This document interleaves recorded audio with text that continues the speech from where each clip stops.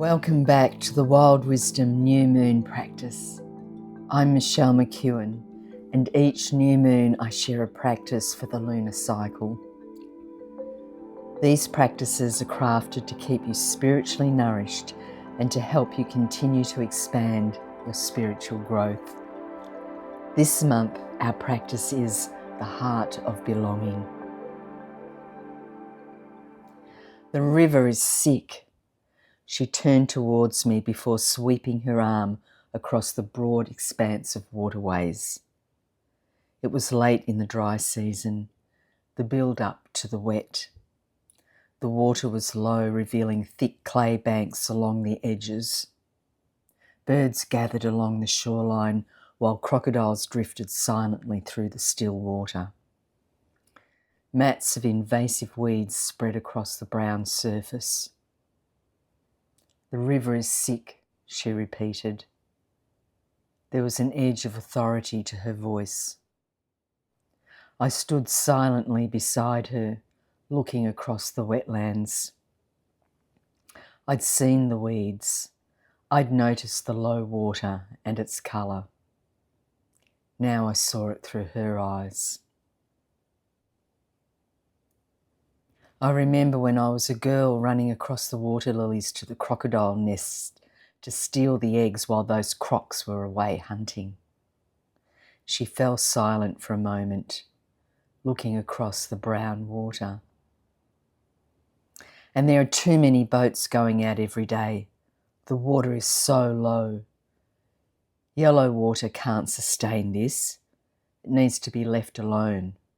There's no respect. She wasn't simply describing the condition of the river. She was speaking from a relationship of deep respect and reciprocity, sustained over a lifetime. She had grown up on this country. She knew its seasons, its rhythms, its waterways. She knew its life. She was speaking from a living relationship with country. That moment has stayed with me. It deepened the way I understood belonging. Belonging is already woven into life. We're not separate from life. We are participants in it. As we deepen our relationships with ourselves and with all life, our sense of belonging naturally grows. Knowing where we come from is part of our identity and our sense of safety. In the modern world, many people have lost or been separated from that connection. At the heart of belonging is the understanding that all life belongs, including ourselves. Every being, every river, forest, bird, insect, mountain, and person exists within a web of relationships that sustains life. Relationship is the foundation of life. Reciprocity is how those relationships remain in balance and life continues to flourish. Many of us today carry a deep longing for belonging and healing.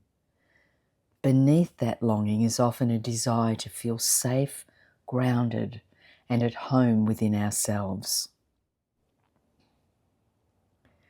We live between two worlds, our inner world and the living world around us. Our lives express the relationship between them.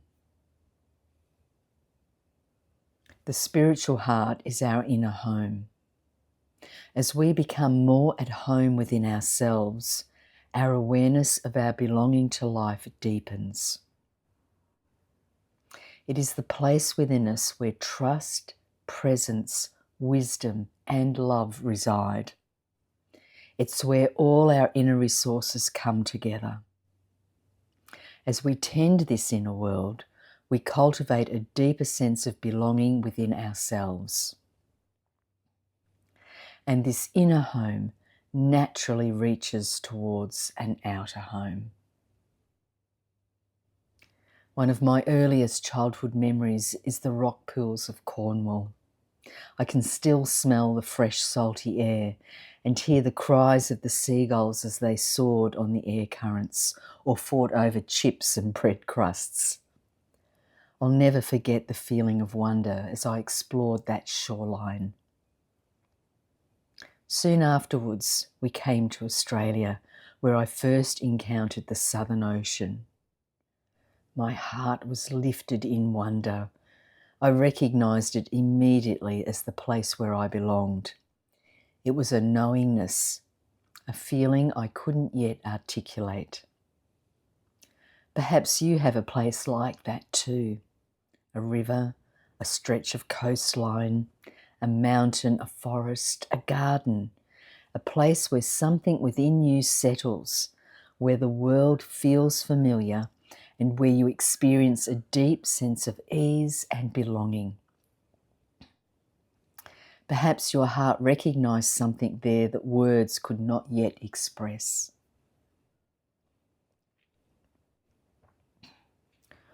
Wonder often opens that doorway, deepening our relationship with life and, at the same time, opening us more fully to ourselves.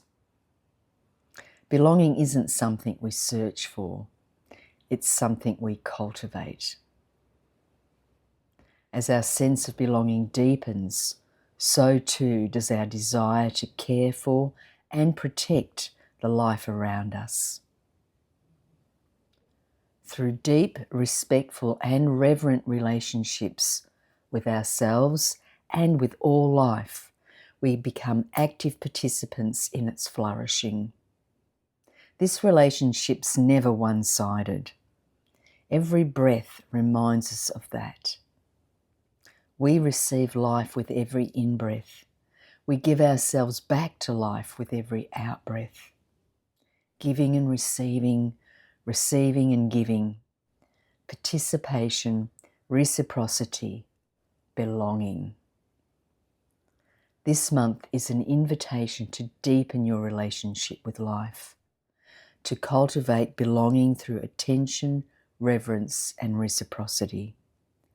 Not by searching for somewhere else to be, but by recognising the relationships that already sustain you.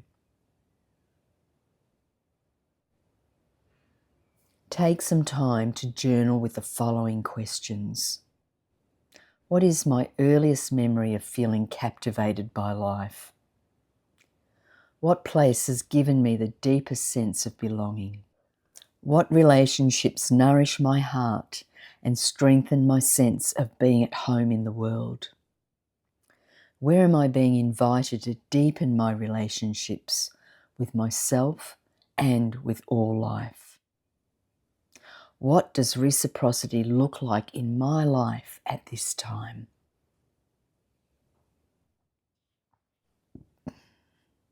And now the practice. Creating an earth altar of wild beauty. Create a simple earth altar that reflects your own wild nature. Find a place outside where you feel part of the life around you. Gather treasures over the next few hours or few days during your walks and time outdoors. A feather, shell, fallen leaf or flower, stone, seed pod, piece of bark, branch. Let your heart lead you rather than searching for particular objects. You may discover something entirely different from what you imagined. Before taking anything, look carefully. Is it still supporting another form of life? Is it sheltering insects or already becoming part of another cycle? Ask if it's okay to take it, then listen for a yes or a no. You may wish to include your handprints, footprints, a weathered fragment of clay or pottery, or another natural object that expresses your own relationship with this place.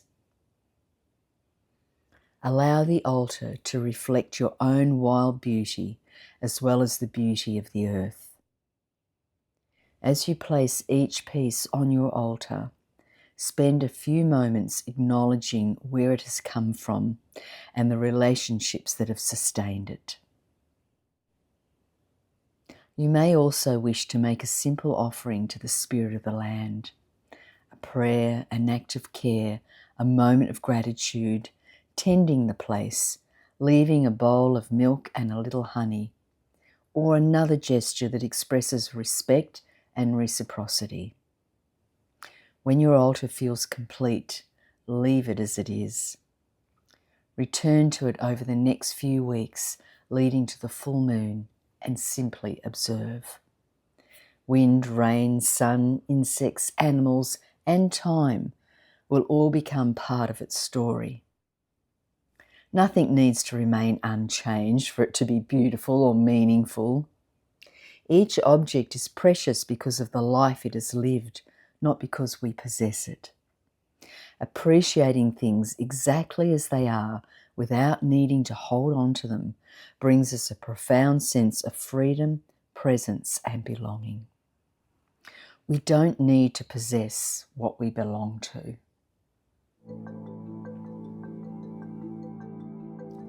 Thank you so much for listening.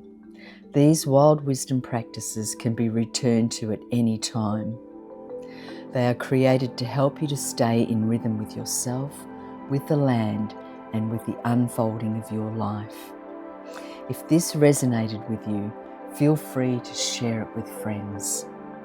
I'll be back with more very soon.